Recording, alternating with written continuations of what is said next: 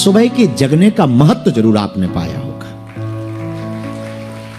कि प्रातः काल जागने मात्र से कितना रिलैक्सेशन हो सकता है आपके ब्रेन पर, कितना मन शांत हो सकता है। आप बाहर से शांत दिखते हैं पर अंदर से एकदम अशांत भरे पड़े।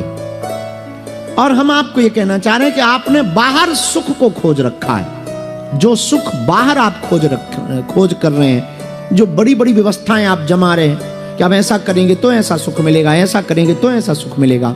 हमें लगता है कि आप थोड़ा सा भी भीतर जाएंगे तो आपको वो सुख बाहर खोजने की बजाय लाख गुना बेहतर अंदर क्षणिक प्रयोग करने मात्र से, ऊर्जा संचय में बैठने मात्र से, ध्यान में उतरने मात्र से, अपने चेतन मन को अवचेतन मन में जोड़ने मात्र से वो परम सुख को आप पा पाएंगे जो बाहर आप कभी भी प्राप्त नहीं कर सकते। बस उसी का नाम ऊर्जा संचय समागम है।